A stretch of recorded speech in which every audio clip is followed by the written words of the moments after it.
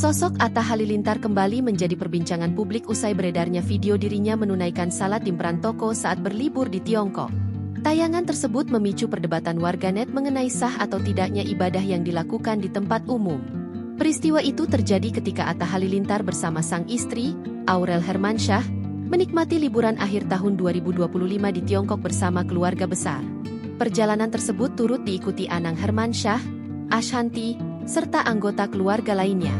Selama berada di negeri tirai bambu, keluarga Atta Halilintar diketahui mengunjungi sejumlah kota populer, seperti Zhuhai dan Shanghai sebagai destinasi wisata mereka. Di sela agenda liburan, muncul potongan video yang memperlihatkan Atta Halilintar tengah melaksanakan salat di trotoar depan sebuah toko. Dalam rekaman itu, Atta Halilintar tampak menghadap kaca toko dengan beralaskan jaket, menjalankan ibadah dengan khusyuk dan tenang. Aksi tersebut langsung menuai beragam respon dari warganet. Sebagian memuji keteguhan Atta Halilintar dalam menjaga ibadah, sementara yang lain mempertanyakan pilihan lokasi salatnya. Beberapa warganet menilai Atta Halilintar sebenarnya memiliki opsi menjamak salat di hotel, mengingat statusnya sebagai musafir yang sedang melakukan perjalanan jauh.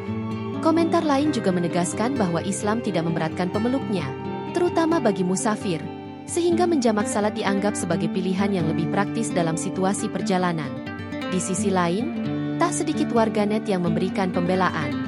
Mereka menilai akses menuju masjid di Cina relatif sulit dan memerlukan waktu tempuh yang tidak singkat.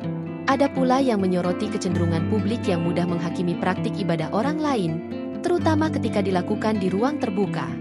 Download Tribun X sekarang, menghadirkan lokal menjadi Indonesia.